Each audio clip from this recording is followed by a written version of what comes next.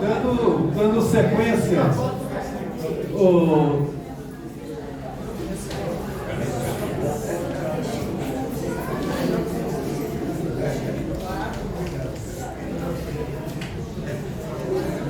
por gentileza, eu gostaria de pedir que os celulares permanecessem emudecidos.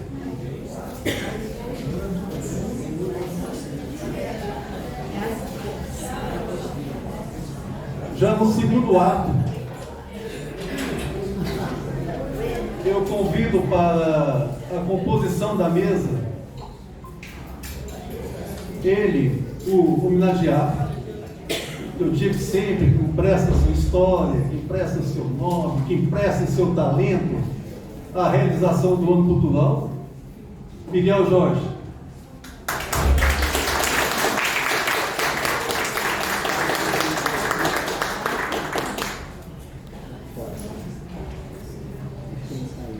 Daqui a pouco o Miguel chega.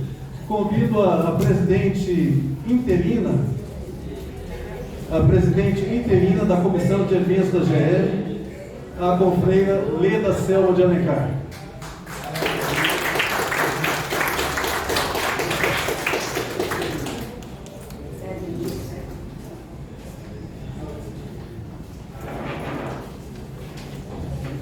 Convido o confrade, que ao longo de quase esses 3 anos e meio de gestão, me acostumei ao lado da sua gentil, amável presença, e hoje ele está desobrigado do seu exercício de ateio-mor da Academia Goiana de Letras, e que tem uma história de gestão que merece sempre ser relembrada, aplaudida, enquanto gestor de cultura do Estado de Goiás.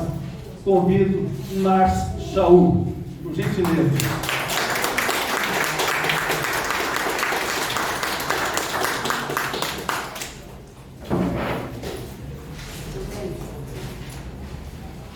Para compor a mesa,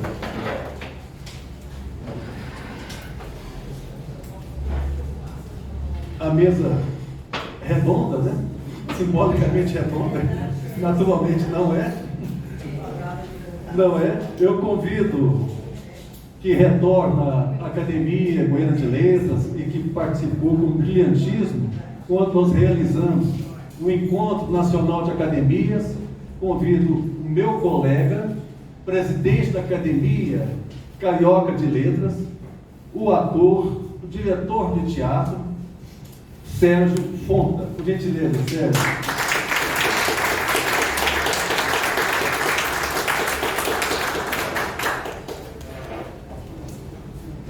Convido o meu conterrâneo. Nós iniciamos juntos nos grêmios do Colégio Estadual da cidade de Pires do Rio, cantando, interpretando, e hoje esse nome aplaudido nacionalmente, poeta bom também, de líricos versos sensuais. Convido o ator, o diretor e o poeta, amigo, conterrâneo, Maurício de Castro.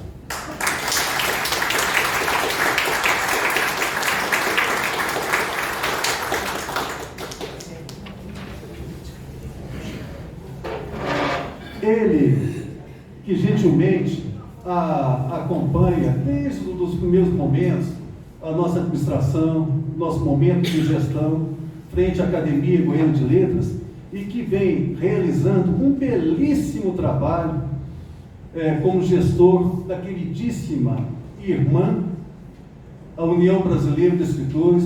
Convido o professor, doutor, escritor, Ademir Luiz da Silva. Lucas e Miguel.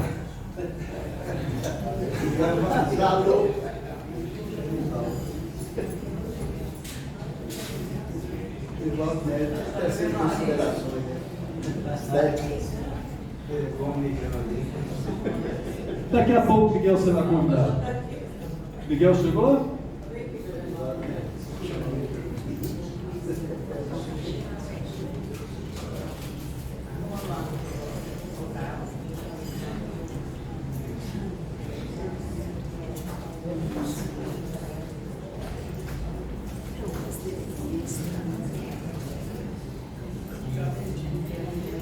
A partir deste momento eu passo a condução, a coordenação, por gentileza, Miguel.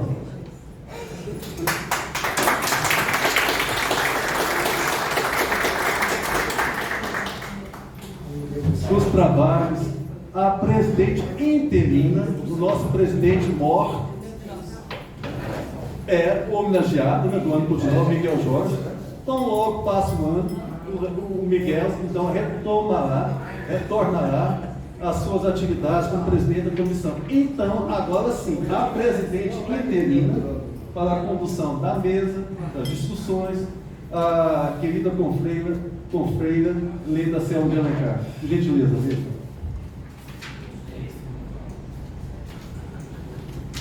Há controvérsias, viu? Que um golpe está mais ou menos aí encaminhado para essa presidência. Bom, boa tarde a essa plateia. E mais uma tarde, né? Acho que está de noite já, não sei, a gente fica aqui perde a noção em que a poesia esteve presente desta vez em forma de teatro. Por sinal, uma peça maravilhosa, interpretações maravilhosas. Parabéns ao autor e aos atores. Bom, então vamos começar nossa jornada de hoje com Sérgio Fonta, escritor, dramaturgo, ator, pesquisador, diretor e jornalista. 9 livros editados, entre eles Rubem Correia, Um Salto para Dentro da Luz, editora Imprensa Oficial de São Paulo, indicado para o Prêmio ABTR 2011 na categoria especial, e O Esplendor da Comédia e o Esboço das Ideias, dramaturgia brasileira dos anos 1910 a 1930, editora Funarte, em que foi responsável não só pela organização do volume, mas também por sua atualização ortográfica, pela biografia de cada autor, sinopse de cada peça e 75 notas ao pé de página.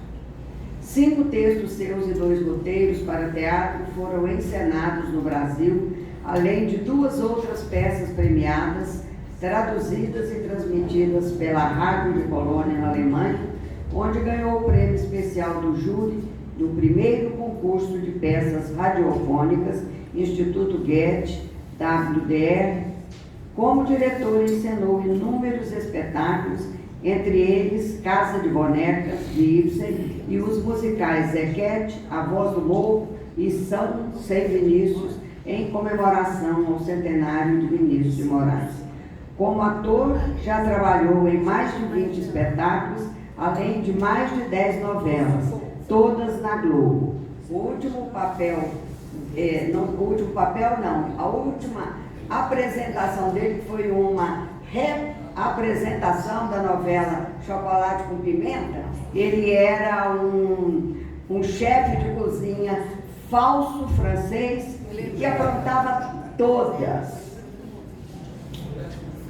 Entre 2022 e 2023, dirigiu o espetáculo Quem Disse que Hollywood Já Era e protagonizou a comédia Circuncisão em Nova York, de João Bittencourt.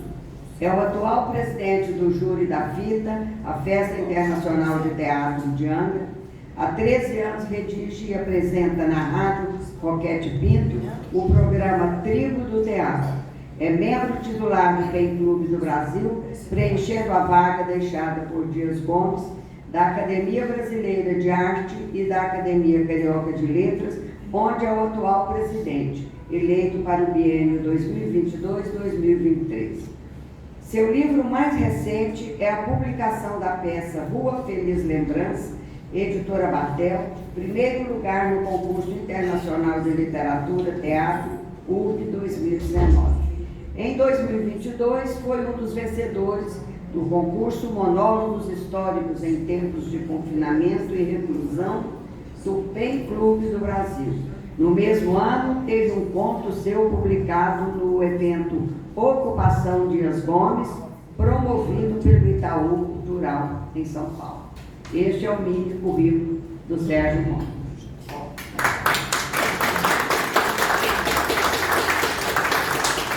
Sérgio, infelizmente, além de presidente interina, eu ainda sou verdugo das horas. Eu tenho que controlar as horas em 20 minutos. Faltando 5, eu boto o bilhetinho. Bom, primeiro eu pensei, eu falei, vou falar mais genericamente da obra do nosso querido Miguel Jorge, mas a obra dele é tão rica que eu me detive, eu fiz um recorte, são 30 peças escritas e algumas guardadas na gaveta, 28 publicadas. Então eu resolvi fazer um recorte entre duas peças dele, um monólogo e uma peça que depois virou um argumento cinematográfico. Eu, quando estiver em 18 minutos, você me avisa. Ok. Tem que tocar de óculos, eu estava achando estranho, não estava chegando nada. Porque você está longe.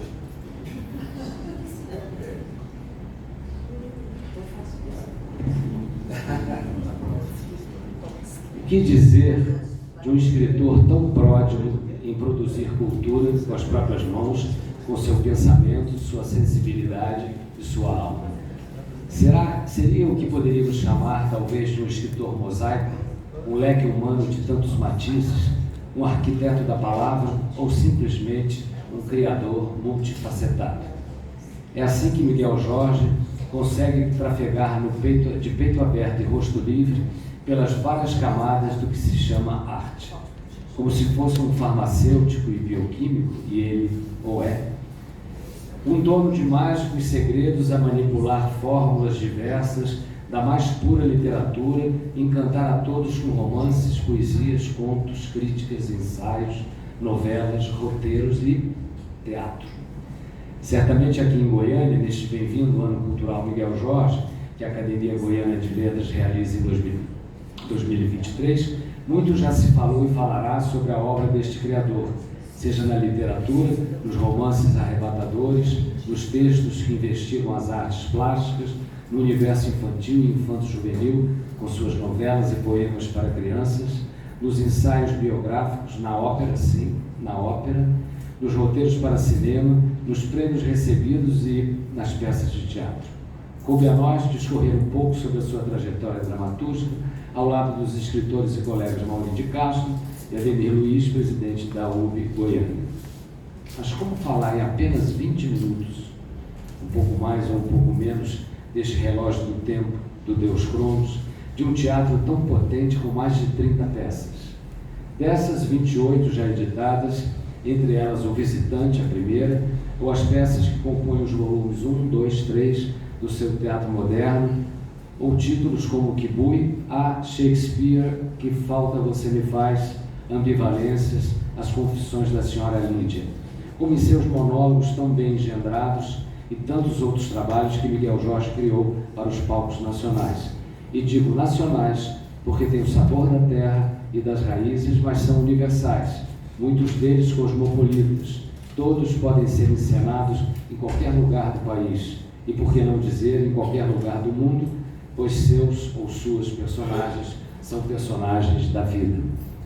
Como seria impossível falar de todos, conforme já disse, fiz um recorte sobre o íntimo de um de seus solos, Olga, e de uma peça que inclusive virou roteiro cinematográfico, Matilda. Vocês verão que ambas integram o coletivo humano e poderiam habitar a peça de um só ator, como um monólogo, ou de muitos, como em outros textos de Miguel Jorge. Olga é um prato cheio para uma atriz de talento, com uma personagem repleta de ressentimentos, fascínios e rancores. A solidão de um quarto é o ambiente para que alguém morto vague pela memória de uma personagem viva. O autor surpreende o espectador quando a protagonista fala como se estivesse sozinha, até que se volta para a plateia. Aí é um link entre ficção e realidade. Ela, Ives, viva na ficção e a plateia viva na realidade. Numa fração de segundos, o espectador está dentro do conflito da personagem e, por tabela, da própria atriz que o interpreta. O teatro tem vários poderes, e um deles é quebrar a quarta parede como se não houvesse parede alguma. Quando Ives descobre a plateia, sua emoção, ou queixa, ou lamento, caminha junto com a emoção do público. Ela acaba por buscar e obter uma cumplicidade quase que imperceptivelmente. Quem primeiro fez isso em teatro aqui no Brasil foi Pedro Bloch, com As Mãos de Eurídice, nos anos 1950, com o ator Rodolfo Maier, cujo personagem, depois de expor seu drama, desce até a plateia e contracena com o espectador. Foi uma explosão, um sucesso que chegou aos palcos internacionais e hoje é talvez o texto brasileiro mais encenado no exterior. Mas Miguel Jorge, em Olga, utiliza esse recurso com maestria e sutileza, abraça a todos nós, seus futuros espectadores e presentes leitores, desta publicação da editora Kelps de 2005, escrita pelo autor um ano antes. A força do escritor, do dramaturgo, nos envolve de modo inapelável. Para vocês terem uma ideia, ouçam só uns trechos do solo com o protagonista a contar sobre a beleza e a sensualidade de Olga. Aspas. Os passos certos e curtos, como se afastassem para longe de si os tropeços do mundo. Uma nuvem de perfume vinha com ela e soprava uma brisa de agudos gelos sobre os meus olhos e os de Joselina, que teimavam espioná-la. O colar de pérolas realçava ainda mais a beleza do colo, branco de mármore. Ah, como eram belos os seios dessa minha meia-irmã, nem um pouco maternais, tratados com cuidado, mais do que isso, tratados com amor, um amor de claridade, de estrela oficial que bulia com nossas artérias. Olga os exibia com prazer, para o gozo dos homens e inveja das mulheres. Eu e Joselina espionávamos, assim meio disfarçadas, como quem não quer nada, a recitar uma frase em coro. Hoje a desavergonhada da nossa irmã vai desorientar os homens. Fecha aspas. O texto de Olga é também varado de lirismo e salpicado por uma sensualidade avassaladora pelo olhar daquela irmã, ou meia-irmã, fruto de um amor transgressor que a mãe de Olga viveu com intensidade sem amarras. O olhar de Ives é demolidor e, ao mesmo tempo, como em toda contradição de alta voltagem, apaixonado de modo doentio. A beleza de Olga, a sua capacidade de subverter todas as defesas masculinas, enfeitiçar todos os homens, ou o homem da vez, como o namorado ricaço que buscava Olga em seu conversível, a ofertar-lhes noites de amor e lascívia, para desespero surdo daquelas duas irmãs desamadas e borralheiras. Olga era Cinderela com sapatos de cristal permanentes. Sua beleza machucava quem não sabia os prazeres da vida. As duas irmãs, amparadas por uma antiga ama de leite, já que a mãe recusara lhes dar o peito, seguem o seu trajeto diário sem emoções, indo para o serviço de funcionárias públicas, com Ives tiranizada por um chefe prepotente e irônico. Ou então, mal-sucedida professora de geografia, espicaçada pelos alunos, sem a força de alguém potente e personal. Saber que Olga se espreguiçava, lânguida, em seus lençóis de seda ou linho, pela manhã, enquanto ela subvivia em um emprego sem charme e sem nuances, que pudessem levar a algo sem fronteiras, arrepios novos ou paixões quaisquer. Era quase um ato de violência involuntário contra si mesma. Mas será que Ives seria, de fato, uma mulher desprovida de atrativos? Ou por ter que conviver com uma irmã hollywoodiana e platinada, ela própria, Ives, sonegava sua libido, sua possibilidade de ser um corpo passível de ser amado? Verdade que em dado momento, em uma noite de Natal, ela tenta, num surto, travestir-se de Olga para ver se conquistava Alberto, o namorado da irmã. Consegue apenas o espanto de todos, alguma complacência e nenhuma consequência. Ou será que sim, aquele ato de rebeldia teria algum efeito em Olga? Miguel Jorge, como exímio esgrimista, manipula as camadas de cada personagem. É um monólogo, sim, com uma só atriz, claro. Porém, a força da narração do autor torna a obra um personagem vivo, palpável, real, múltiplo. Joselina, Alberto, Mariana, ou as novas conquistas de Olga, sempre com poderosos, são meros coadjuvantes, neste solo tão povoado em que Olga não aparece, mas é a protagonista e está presente todo o tempo, até mesmo em seu desmoronar. Sim, porque o autor, como experiente dramaturgo, começa a expor o fim de um reinado. É um monólogo, mas tem começo, meio e fim. Não para no tempo, talvez paire no tempo, com uma bela e candente descrição dos últimos estertores de Olga. Ainda assim, Miguel não dá folga a Ives, e o fantasma da irmã continua a sobrevoar aquelas paredes com sua ausência e presença. Até mesmo quando uma trupe de artistas de teatro bate na porta à procura de Olga, sem sabê-la morta, a querer transformá-la em personagem de uma peça. Até nisso, Miguel Jorge joga com as emoções, as frustrações, as surpresas. Exuma o diário de Olga, e nos deteremos aqui para não cometer spoilers, já por demais cometidos nesta fala, arrebatados que fomos pela arquitetura dramatúrgica do autor.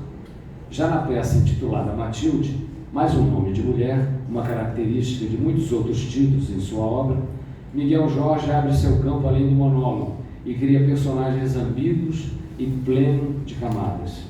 Matilda nasce como peça premiada em concurso promovido pela Fundação Nacional de Arte, a Funarte, referente a concorrentes da região centro-oeste, e ainda dentro do lado multifacetado do autor, transforma-se em argumento e roteiro de cinema de sua autoria a merecer entrar o quanto antes num set de filmagem. Em Matilda, o empresário, Mateus, é sequestrado por uma quadrilha de jovens marginais, isolado e incomunicável com o mundo exterior, em um casebre distante, tendo como vigia uma mulher do povo, exatamente Matilda, que está ali apenas para ganhar os trocados prometidos pelo bando. Aos poucos, Miguel Jorge estabelece dois tipos de solidão. Matilda, em sua simplória e também miserável vida de pobreza e relacionamentos abusivos, e Mateus, vivendo uma situação dramática e imprevisível, com uma vida particular cheia de contradições. Ambos sentem a mesma necessidade de falar. Suas carências são absolutamente diversas, cada qual em seu mundo específico. Em algum momento, porém, essas diferenças se tornam semelhantes. São dois seres opostos, que de maneira insólita estão unidos. O texto é perpassado por diálogos desconfiados, por vezes irônicos, inquisidores ou ainda confessionais, mas sempre humanos e bem escritos. Aos poucos, Miguel Jorge vai criando situações de tensão permanentes ao necessário conflito teatral, e no roteiro de cinema, enxertado por algumas cenas externas, ou com surpresas, como a chegada de um dos bandidos enfurecido porque a mulher do empresário se recusa a pagar o resgate se não tiver uma prova de que seu marido está vivo. No fundo, Mateus sabe que para sua mulher será muito mais interessante tornar-se viúva. Num coup de théâtre, como se diz no jargão cênico, um golpe teatral, enfim, o tal bandido recém-chegado tira o capuz e revela que um ex-empregado de Mateus, que ele é um ex-empregado de Mateus em sua fábrica de alumínio. Esta é apenas uma das surpresas. Há muito mais no quadro social que Miguel Jorge desenvolve a partir daí e que não contaremos, movido pela paranoia do tal do spoiler. Ainda assim, adiantamos que Mateus e Matilda se unem em algum ponto, e a liberdade do industrial está prestes a acontecer, graças à cumplicidade de Matilda. Ali, o autor estabelece uma surpreendente união de classes, elite e povo. Mas será mesmo? A possibilidade de opções é tão grande que Miguel Jorge, quase com furor criativo, coloca no desfecho do argumento 3 finais possíveis, e todos ótimos. É assim Matilda e toda a obra dramatúrgica de Miguel Jorge, rica em sinais, pródiga em caminhos, viva como um movimento pessoal e peculiar de criação artística. Obrigado.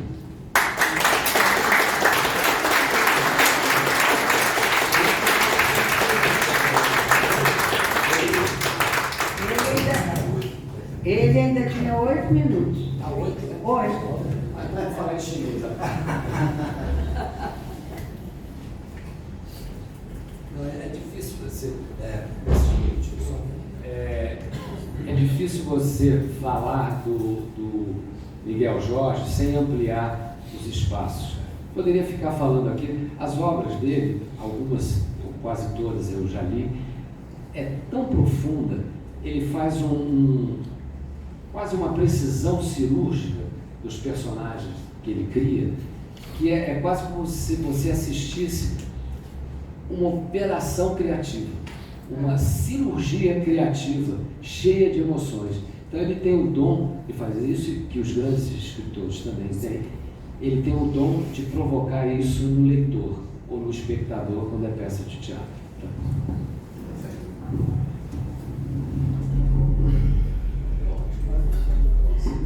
Maravilha, né, Sérgio? Maravilha. Parabéns. Obrigada.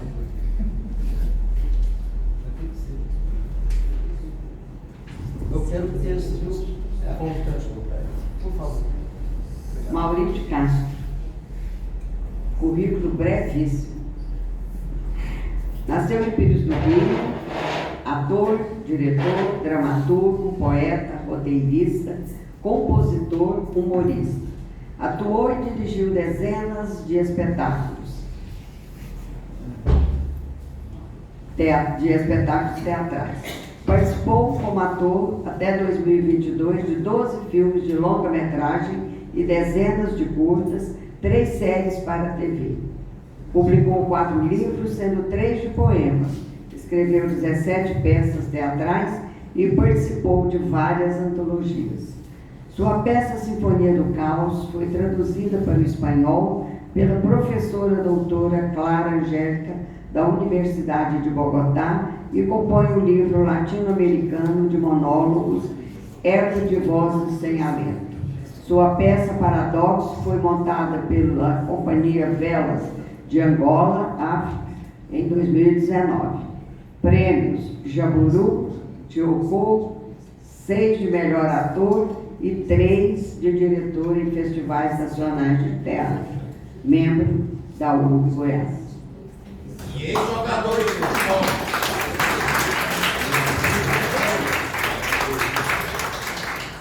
Quem falou jogador de futebol aí? Eu fui ponta esquerda do Anápolis. Quando eu saí foi quando o Anápolis começou a subir. Uma curiosidade. Nosso querido Sérgio Fonta falou das 30 obras do Miguel. Em termos numéricos, Miguel escreveu 13 a mais que Nelson Rodrigues, e se escrever mais 7 igual a Shakespeare.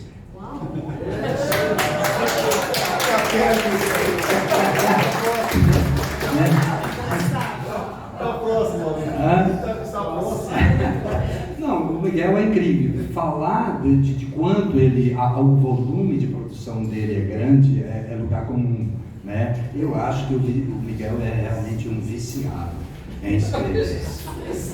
Toda vez que a gente encontra o Miguel, ele tem uma novidade lá nos arquivos do computador dele. É um projeto novo, uma história saindo lá dos quintos do inferno, porque ontem o Miguel definiu: literatura é descer aos infernos, né? Mas realmente as histórias dele saem das profundezas da alma dele. E o Miguel, se tivesse alguma coisa para defini-lo como característica, é que ele é um livre pensador. Eu não vejo parede nem grade que possa encaixotá-lo dentro de um segmento, de um rótulo, né? Ele escreve sobre tudo. Ele vai do documentário ao surrealismo, da luta de classe aos emaranhados da mente inconsciente, da sensatez ao disparate, da violência à ternura, do consenso ao absurdo, da melancolia ao êxtase, do delírio à lucidez. Em suas peças, ele navega nas turbulências do mundo contemporâneo, embrenha-se pelos becos da loucura, que assombra, mas que também acentua os conflitos, mergulha fundo nas relações, como na peça Ambivalência, trazendo à tona tonalidades do humano. Sonho, solidão, como em Laurita, paixão e sensualidade que ele coloca em Kipui, mistérios na peça, no monólogo África, traições em Aleluia e Graça, paixão, exploração do homem pelo homem em Shakespeare, no Lixo, que aliás deu motivo para o filme Urubus, maledicência e hipocrisia que a gente vê na peça As Religiosas. Então, seja alegorizando, como em O Visitante e as Chaves, antologiando, como em Amor Poldro que se doma, ou metateatrando em Os Personagens, Miguel mistura tudo no seu caldeirão, não sei se de bruxo ou de alquimista, e depois nos serve aí o seu banquete teatral, ora Apolíneo, ora Dionisíaco, meio Beckett, meio Molière. A injustiça e a desigualdade estão sempre permeando o seu teatro. Miguel é uma espécie de repórter do conflito humano. A psicanálise é sua bússola e a sua grande estilista, que recebe toda a experimentação e criatividade de Miguel e com alta costura deslinda, e muito bem, os bordados psicológicos de seus personagens, diluindo em cada um deles ilhoses de recalque, ansiedade, fobia, arrematados com frustrações num desfile de traumas e desejos perigosos. O seu teatro é isso: linguagem direta, objetiva, como deve ser um bom texto teatral, cuidado técnico, profundidade psicológica e sempre preocupado com o espaço dos direitos do cidadão e a relação do indivíduo no meio em que vive. E assim vai ele, na boca de cada personagem, de trama em trama, de conflito em conflito, passeando pela tragédia, pela comédia, pelo profano, pelo sagrado, mas tudo como pretexto para colocar em cena o que há de mais rico no ser humano, suas próprias contradições. E é por isso que, lendo as 30 peças de Miguel, a gente encontra a universalidade de temas e diálogos que reverbera em outros grandes textos, como acontece ao ler uma obra de qualquer escritor da envergadura de Miguel. E assim, como já bem o disseram todos que prefaciaram seus livros de teatro, lendo as peças de Miguel, a gente sente o carinho e o hálito de Drummond, Guimarães Rosa, Kafka, Beckett, Meyerhold, Antonin Artaud, e eu particularmente senti, Miguel, os bafejos do grande cineasta espanhol Pedro Almodóvar. Bom, esse aqui é o fim do primeiro ato da minha fala. Segundo ato, na década de 90 eu desenvolvia com a minha companhia de teatro projetos chamado Literatura em Cena. Então eu montei espetáculos sobre a Semana de Arte Moderna, sobre a poesia pau-brasil, sobre o movimento antropofágico de 28, depois adaptação de algumas peças como Juca Mulato, a Cobra Norato, e numa dessas eu comecei a montar temas, por exemplo, a família na literatura brasileira, a liberdade na literatura, e sugeri ao Miguel que ele escrevesse uma peça sobre o amor na literatura.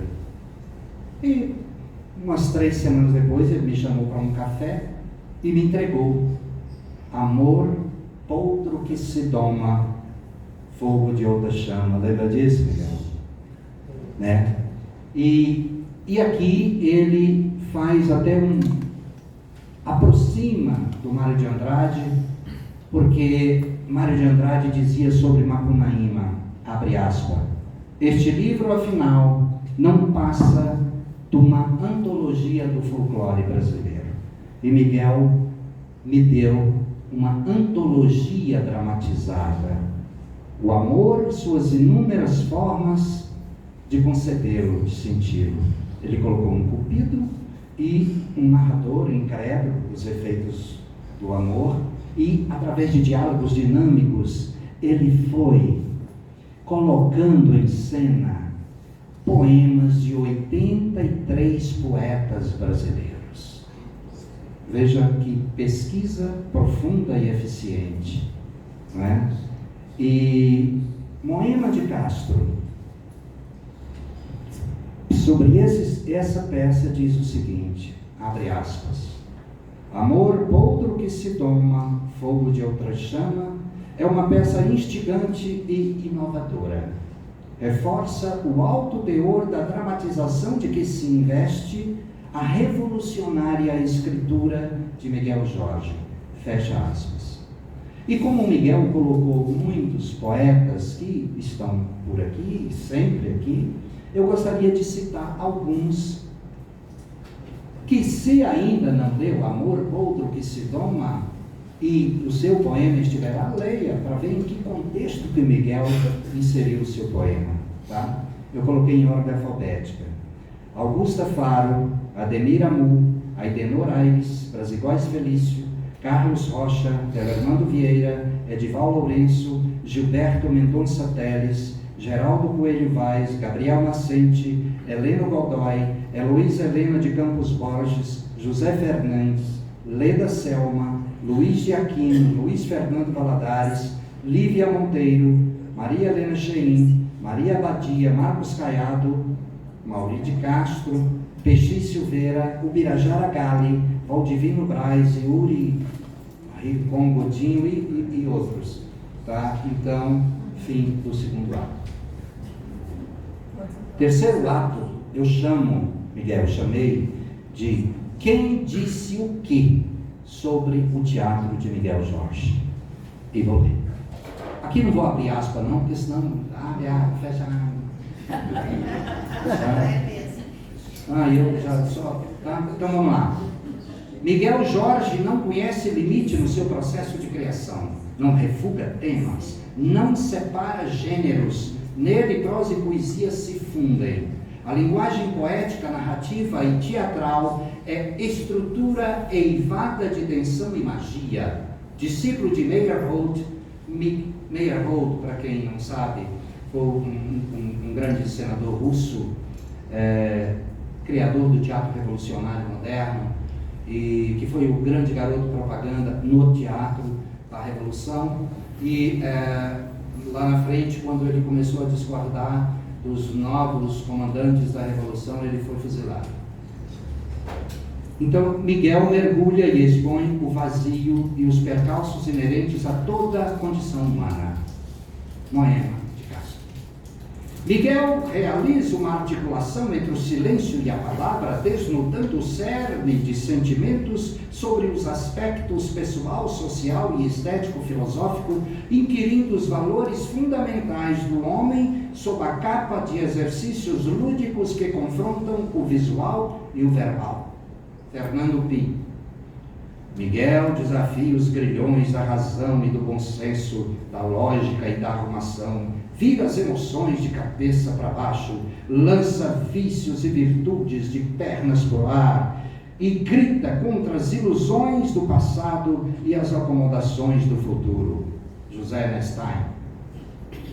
Miguel é um apaixonado pelas palavras, a construir imagens de insólita beleza, intrigante beleza, uma luxúria verbal, reinventando os sentidos. Antônio Miranda. É bom que você vai relembrando isso aí, Miranda. As personagens criadas por Miguel conduzem a sentimentos variados e a inevitáveis identificações.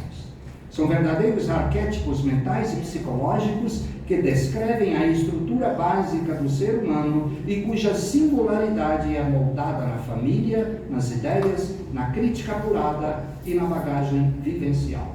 Kleber Adorno. A palavra de Miguel não é leve e muito menos simples.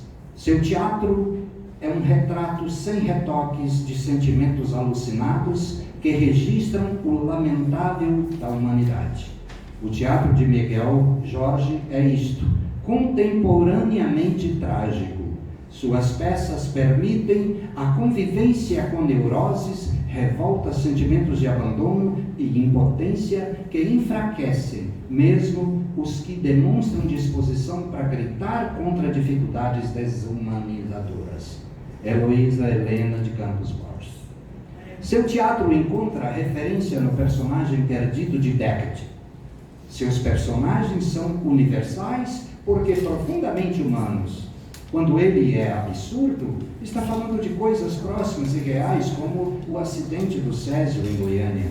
Seus mendigos são beckettianos e kafkanianos, mas nós os encontramos diariamente nas ruas, catando lixo para comer. São reais.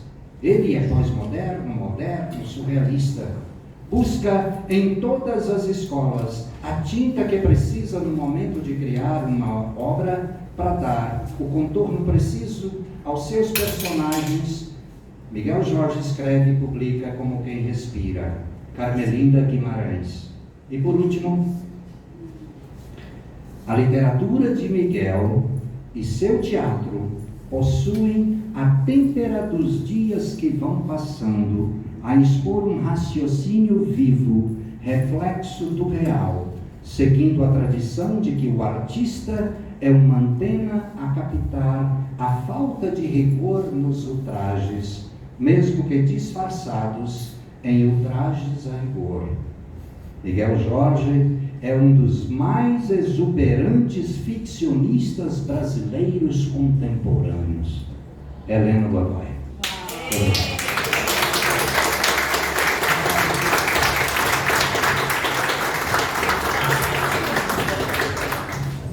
Você também tem mais 8 minutos. Hoje eu não vou ter o prazer de mandar os bilhetinhos.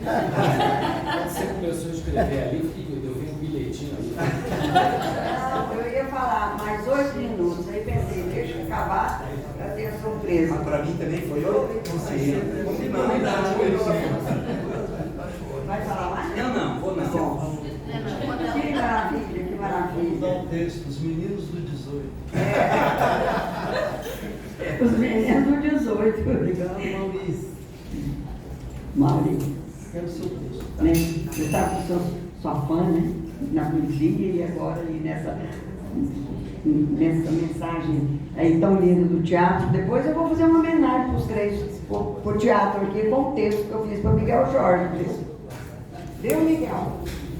Ele escutou. Estou falando que no final aqui eu vou ler um textinho pequenininho, 2 ou 3 minutos só. Então, Controlarei isso aí. é um textinho que eu fiz em homenagem a você, viu? Então tá. Bom, então agora, Ademir Luiz, amigo inseparável da AGL, né? E o filmador mor também da casa. Filmador mor.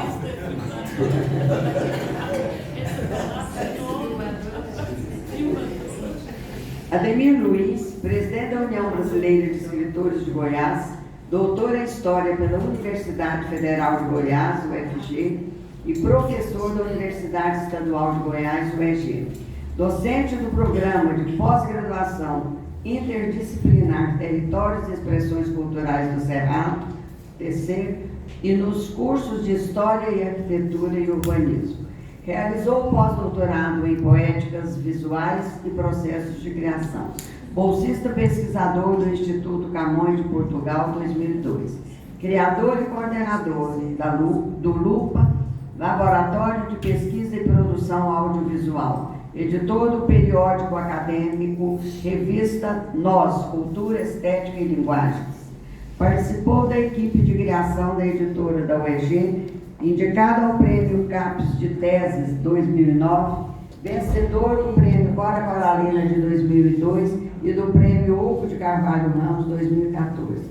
Recebeu o Troféu Goiás em 2013 e as comendas Medalha do Mérito Cultural em 2015 e Medalha do Mérito Anhanguera em 2019, concedidas pelo Governo do Estado de Goiás. Ainda em 2019, recebeu o diploma de honra ao mérito da Assembleia Legislativa do Estado de Goiás. Em 2020, tornou-se membro honorário do Gabinete Literário Goiano, instituição fundada em 1864. Ainda pertence... Não, você acrescentou aqui, mas já está aqui. Então tá bom. Então agora, passo a palavra a Ademir Luiz.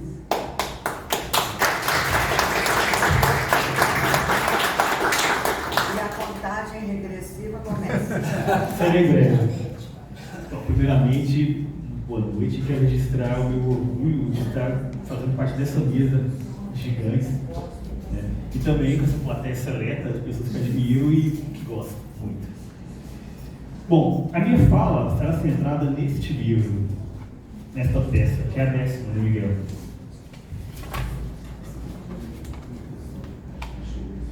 A Shakespeare, de Fausto ou Semifax, que foi citada rapidamente. Vamos ao texto.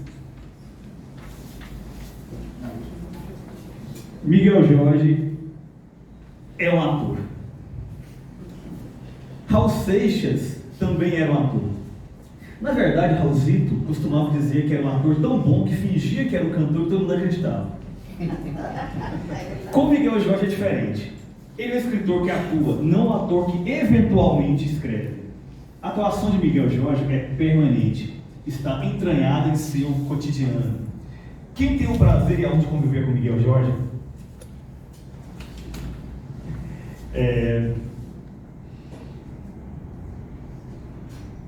sabe que a qualquer momento ele pode recitar um poema, cantar uma área ou verso de música popular, talvez até ensaiar alguns passos de dança. O mais notável é que essas pontuações nunca são histriônicas ou autocentradas. Pelo contrário, sempre sublinham ou comentam com o elemento da conversa.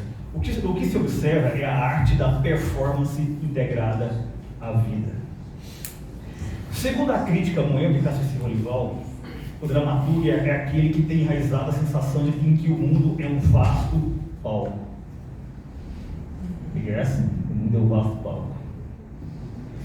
William Shakespeare também era ator e dramaturgo. Consta que o próprio Shakespeare interpretou o papel do fantasma em Hamlet, sua maior obra-prima e sério candidato ao maior texto literário de todos os tempos. Não sabemos se Will, íntimo de Shakespeare, né? Era um performer na vida privada. Há pouquíssimos registros documentais sobre ele. Muitos até divulgam que nunca existiu ou que foi apenas o laranja de algum aristocrata inglês que apreciava a criação artística, mas não se permitia passar pelo vexame de assinar peças. Na época era assim, né? De ver-se reconhecido como um membro da comunidade teatral formada pela ralé. A crítica bárbara e Leodora considera essas teorias da conspiração pura bobagem e elitismo, motivadas pelo incômodo fato do maior gênero do Império Britânico não ser membro da corte, mas apenas um simples plebeu, de pouco latim e nenhum grego, como escreveria posteriormente Voltaire. Seja como for, existindo ou não a pessoa física de William Shakespeare, sua pessoa jurídica, representada por sua impressionante obra, influencia o imaginário ocidental há séculos. O célebre primeiro folio, publicação de suas peças, compiladas pelos atores John Hamilton e Henry Cordell, publicado em 1623, é um dos livros mais raros e valiosos de todos os tempos, superados apenas e talvez pela Bíblia de Gutenberg. O grande crítico, Dr. Johnson, talvez tenha sido o maior responsável por colocar Shakespeare no lugar que é devido ao panteão das artes, mas possivelmente seu maior arauto contemporâneo tenha sido o crítico americano Harold Bloom. Em seu livro Shakespeare, A Invenção do Humano, Bloom defende a polêmica tese de que o que chamamos de sentimentos humanos não foram necessariamente criados por Shakespeare, mas teriam sido decodificados por ele e espalhados nas personalidades de seus personagens. A melancolia de Hamlet, a avareza e o ressentimento de Shylock, o maquiavelismo de Ricardo III, a paixão de Romeu e Julieta, o ciúme de Otelo, a ganância de Macbeth. Falei Macbeth. Calma aí. Sem problema, eu falei a palavra proibida, mas não tem problema. Aproveito para fazer um adendo. Ao pronunciar o nome Macbeth, refiro-me ao nome do personagem título, não ao nome da peça em si, que, todos sabem, é abençoada. Sempre que alguém pronuncia em voz alta, acontece alguma tragédia. O teatro queima, algum autor falece, o público não vem. Dizem que é por conta da cena com as 3 bruxas logo no começo. Shakespeare teria incluído o feitiço celta verdadeiro em seu texto, impregnando a peça de mau agouro, porque eu estou falando do personagem. Não vai acontecer nada com ninguém, fiquem tranquilos. Como diz o ditado popular castelhano, não creia nas bruxas, pelo que las hay. Pelo sim, pelo não, melhor seguir a tradição e chamar o tal texto de aquela velha peça escocesa. Seja como for, se Harold Bloom está certo, se Shakespeare realmente inventou o humano, nada mais justo do que homenageá-lo, humanizá-lo, né? Trazê-lo para a nossa falha e incerta esfera dos mortais. Melhor ainda, homenageá-lo no seu próprio campo de atuação, no teatro, no texto teatral. Arte literária que não tem sido prestigiada tanto quanto deveria, nesses tempos de diretores de cenas obcecados por gelo seco, né? E montagens que se autodefinem como vanguarda das vanguardas, seja lá o que isso signifique. Foi exatamente isso que Miguel Jorge fez com sua peça, 10ª peça, A Shakespeare, que falta os seus pais, publicada em 2009, nessa edição que vocês veem.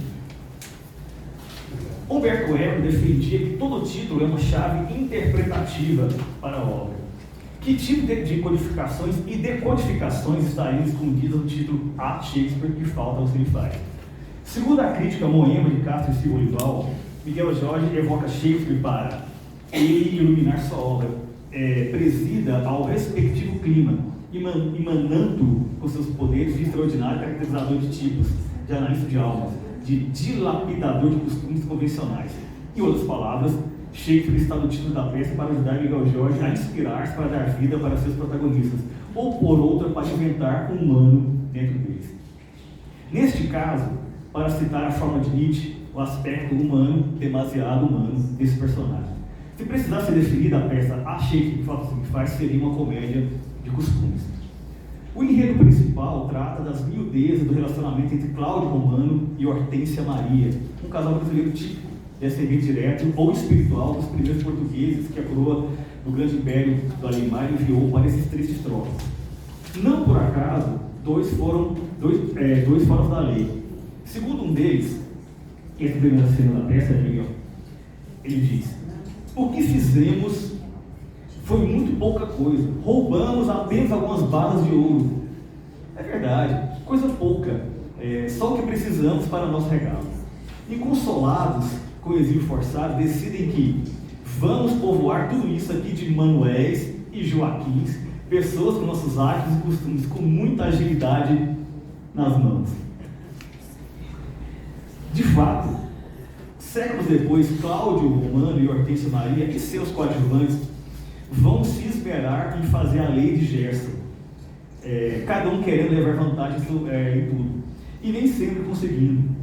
Na maior parte das vezes apanham comicamente da vida e uns dos outros. Não por acaso, Miguel Jorge dividiu a peça em halls e não em cenas. Ainda para o momento de Castro e Silva Olival, a criação teatral de Miguel Jorge possui 3 características principais. Primeiro, a importância do diálogo em sua função de dinamizar a ação cênica. 2. A criação de imagens que transitam entre os gêneros artísticos, amalgamando o teatro com o cinema e com a literatura de ficção. Fonta trabalhou isso brilhantemente. 3. A exploração de 2 planos de criação teatral. O texto e a encenação, as indicações de palco de Miguel Jorge são fartas e detalhadas. Ou seja, o diretor tem pouco trabalho com você. Você já dá todas as dicas do que ele precisa fazer. Concordo totalmente com a professora Moema, ou poderia dizer, voto com a relatora. E acrescento mais uma dimensão. Que pretensão, hein? Acrescentar mais uma dimensão ao que a professora Moema falou, mas enfim. 4. Essa dimensão é minha. A predileção pela sugestão ou mesmo pela invisibilidade como forma de criar efeitos cômicos, simbólicos ou estéticos. Muitos personagens dessa peça não aparecem em cena ou são invisíveis. Exemplo disso é o fato de que Shakespeare, que falta assim, faz, existem personagens que possuem sua força dramática ancorada no fato de se ocultarem ou de serem apenas citados. Cabralinho, que é literalmente invisível e Zulmira, de quem ouvimos apenas a voz, são exemplos disso. Certamente há aqui aspectos do fantástico, mas esse seria uma interpretação demasiado óbvia. Miguel Jorge usa esse fantástico para ironizar o real, mostrando que a arte precisa ter verossimilhança, enquanto a vida não precisa. Uma comédia de costumes transita entre um e outro, pela própria natureza do seu gênero. Uma comédia de costumes com traços surreais é surreal por si mesmo.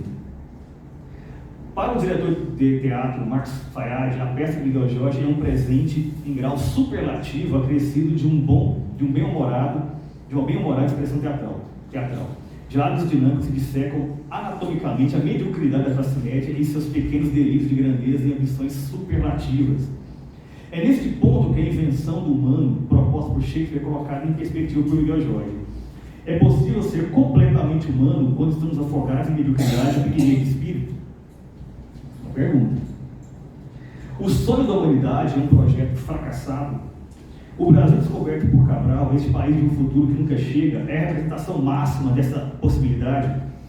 E o mais importante, devemos nos esperar por conta disso ou seremos salvos pelo carnaval e o futebol? Não por acaso, a cena final da peça evoca, numa irônica e devastadora ironia, essa dicotomia. Diante do choro do filho Cabralinho, Cláudio Romano e Hortência bradam animados. Fala Hortência Maria: meu Cabralinho é um tesouro. Cláudio Romano responde: mais do que um tesouro, o meu Cabralinho é um craque da bola. Hortência Maria: um artista. Cláudio Romano: um atacante do Corinthians. Hortência Maria: um poeta. Um poeta calado com a bola nos pés. E por mais uma geração, o Brasil segue sendo o esperado país do futuro. O brasileiro segue sendo humano, demasiado humano, até demais. Esse é nosso traço original enquanto nação, ao mesmo tempo que representa nossa maior fraqueza. Felizmente, em meio a tantos manuais e Joaquins de mãos leves, temos Miguel Jorge para nos justificar. E Machado, e Guimarães, e Clarice, e Bandeira, e Cabral, e Cecília. Miguel, sim, Chifre faz falta, mas nosso time nacional também é dos bons. Obrigado.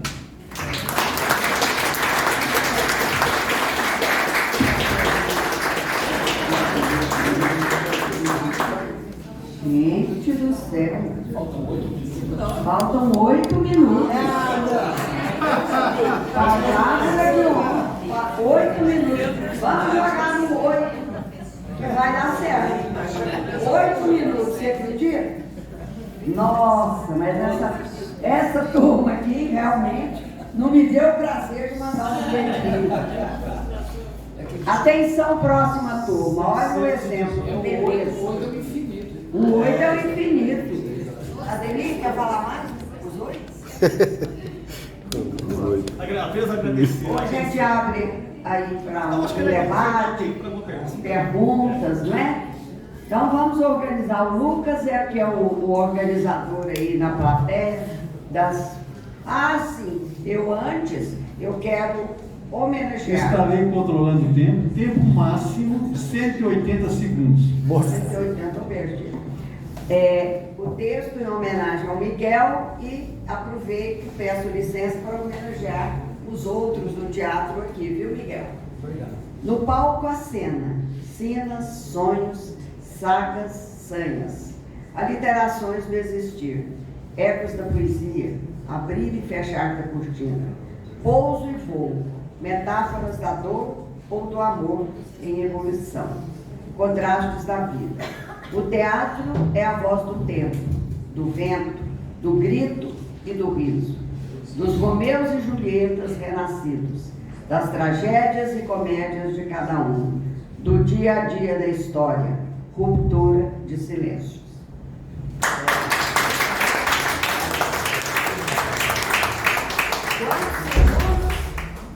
Tem tempo ainda. Eu falei com o uso desse tempo. tempo. Gostei do poema, Leda. Gostou? Vou interpretá-lo também. Ó, me chamou de má intérprete. Não, pelo contrário. Há muito que eu interpreto seus textos. Verdade. As vozes do teatro. Leda Selma. No palco, as cenas, sinas, sonhos, sagas, sanhas, aliterações do existir, ecos da poesia, abrir e fechar a cortina, pouso e voo, metáforas da dor ou do amor em ebulição, contrastes da vida.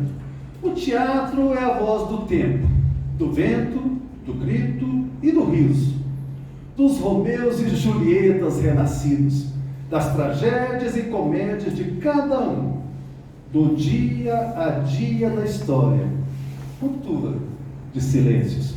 Leda Selma de Alencar.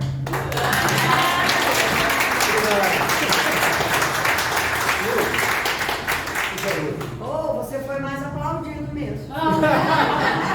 Certamente eu sou merecedor. Eu quero. Quer? Então, vai. Bom, primeiro quero cumprimentar a mesa pelas primorosas reflexões, né, todas performáticas. Então nós temos aí dois grandes atores de teatro, né, e o nosso, Ademir, também foi performático.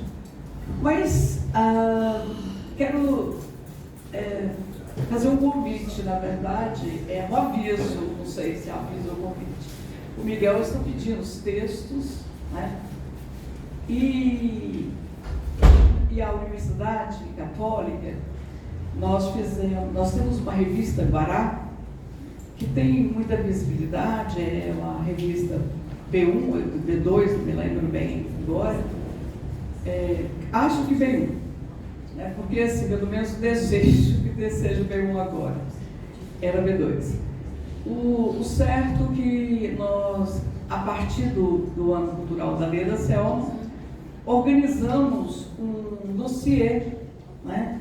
Então, esse ano, 2023, nós estamos organizando o dossiê do ano passado da Leda Selma. E o dossiê, já no início de 2024, vai ser do ano cultural do Miguel Jorge. Eu já falei isso para o Miguel, ele já me passou os textos e eu estou agora recolhendo os textos, né? Para quem eu falei da outra mesa, acho que na outra mesa eu não cheguei a comentar, tenho até que pedir para a professora Anunciata, e que ela está aqui conosco, e agora eu peço para vocês, Sérgio, né, que você pode me enviar pelo celular, né? Mauri e o Ademir participou da mesa da Leda Selma. Então, essa notícia, vamos dizer assim, né, do dossiê Miguel Jorge, Ano Cultural Miguel Jorge, na revista Guará, no início do próximo ano.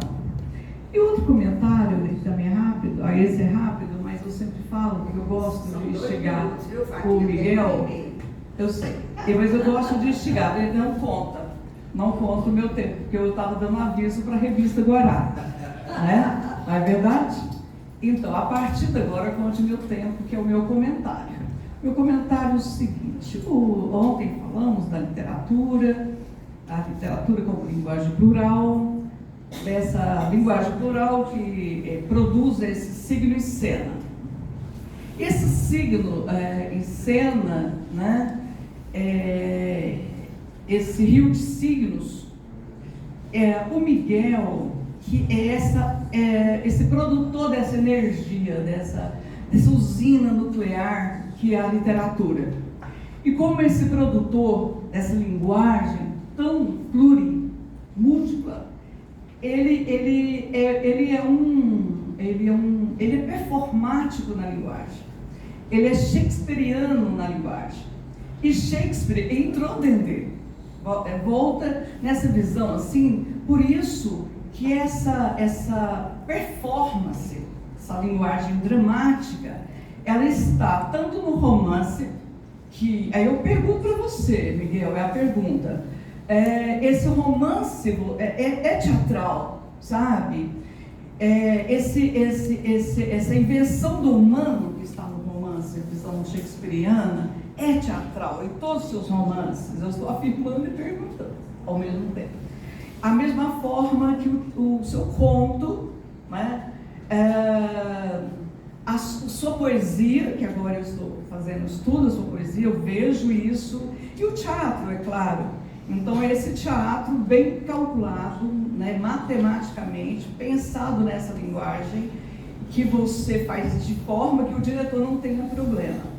Então, é isso, a pergunta é essa visão do teatro dentro de você. Por isso, você lá, falta que me faz o Shakespeare. Agora, você pensa o Shakespeare, vive ali, e por isso é viciado em criar essa sua usina. Então, é uma pergunta, não sei se entendeu bem a pergunta, porque é meio...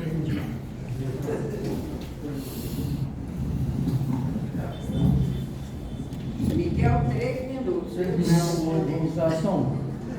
Muito obrigado, Fátima, por sua pergunta. A sua observação é muito pertinente. Eu uso da técnica de teatro, de cinema, da poesia, sim, em toda a minha obra, seja romance ou conto, né? Toda a prosa tem muito disso.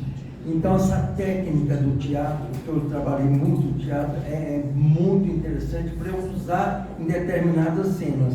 E a técnica do cinema, que é bem diferente do teatro, também, não é? A imaginação a imagem, não é? Que você vê, você imagina que você vê, ou não imagem, apenas uma coisa crua, também eu faço isso do cinema dentro dos meus romances, dos meus contos.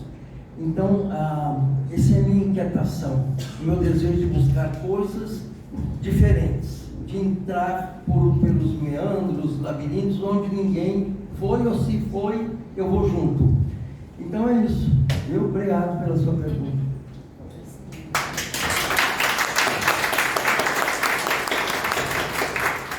Mais alguém? Ademir?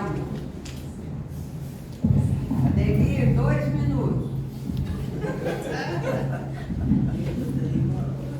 Muito brava. Obrigado. Gostaria de parabenizar a todos pela exposição do trabalho do Miguel da dramaturgia. Miguel, você tem uma peça que foi censurada. Gostaria que você falasse um pouquinho sobre essa peça. Tá. A peça foi a primeira peça que eu escrevi, que se chama O Visitante. Foi prêmio lá no Rio de Janeiro. Foi o segundo lugar, o terceiro, uma coisa assim, no Rio de Janeiro. E eu estive lá e acompanhado dos meus amigos do GEM para debater essa peça, O Visitante, que ia ser montado pela Glauce Rocha e a Camila Amado, quando a Glauce teve um colapso e faleceu. E acabou que lá a peça não foi montada. E então ela foi montada aqui pelo Marcos Fayad, um grande diretor e ator, ele atuou também. E nós levamos a peça na casa do Bariani Hortêncio, né? Aquela sala enorme foi transformada em plateia. E lá na frente tinha um palco que eles improvisaram e a peça foi feita assim. Mais tarde, um grupo de São Paulo, do interior de São Paulo, de São José do Rio Preto, liderado pelo Romildo Santana, que dirigiu a peça, trouxe essa peça com o nome de O Visitante de Cabiria e foi apresentada no Teatro Goiânia. A peça foi censurada, cortaram muito da peça na época, os censores, né? Mas eu achei muito engraçado porque a minha linguagem eles não entenderam, mas entenderam que eles acharam que era pornográfico e aí eles cortaram. Mas a parte intrínseca da peça, a parte política da peça, eles não entenderam nada. E a peça passou ilesa. Foi isso.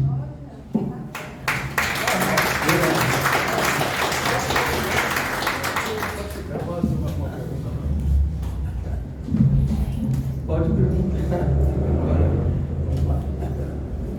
Boa noite a todos. Miguel Jorge, você falou do teatro usado a serviço da denúncia política, né? Especialmente nesse momento. Quando você escreveu particularmente essas peças, você pensava em elementos do épico, pensava de explorar essa linguagem que estava sendo difundida naquele momento? O que eu quero dizer é assim, que as suas leituras de teatro, né, as suas leituras de peças teatrais e as leituras dessas escolas, desses modelos, mencionaram o Beckett, então o teatro absurdo, né, tem toques de expressionismo, tem várias correntes, né, que circulam pelas suas obras dramatúrgicas. A sua leitura, ela se reflete na sua autoria? Assim, você pensa a técnica teatral, a teoria também, quando está escrevendo? Eu quero dizer assim, para além da exigência da forma, existe alguma intenção, alguma intencionalidade no uso das referências ao épico, ao absurdo, etc.? Não, quando eu estou escrevendo uma peça, eu visualizo os personagens, ou dois personagens, ou um personagem, ou vários personagens. Então eu trabalho com eles, eu os vendo e dando o nome a eles, ou às vezes eles até vêm com o nome. Mas aí no desenrolar da trama é que surgem essas técnicas, né, do surreal, do absurdo, enfim, não é? E o mais importante é a dramaticidade que você imprime naquele momento.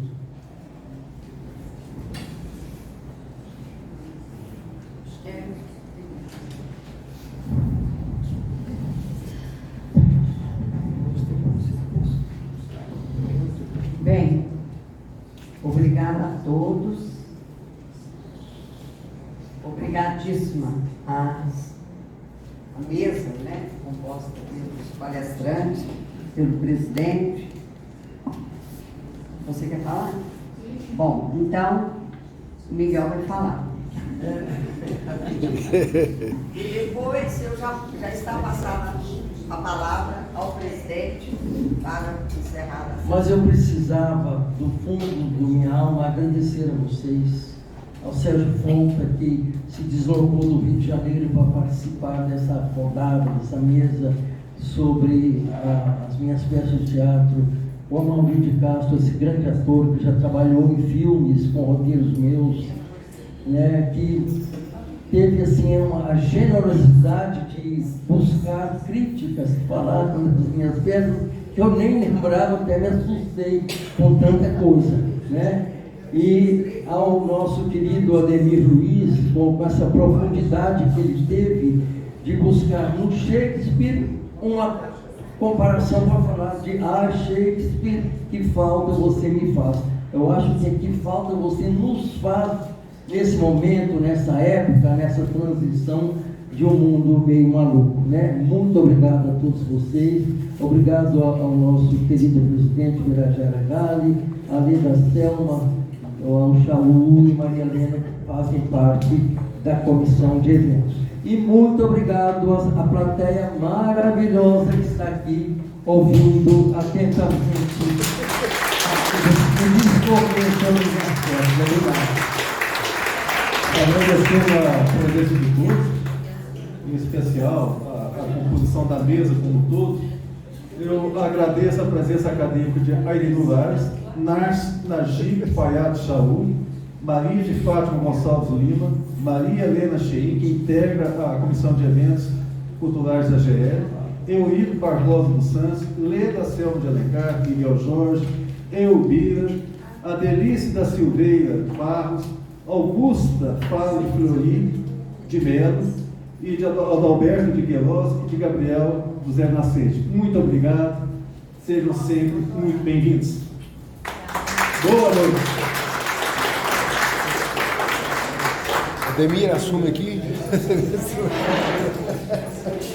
Eu acho que deu, viu? Parabéns.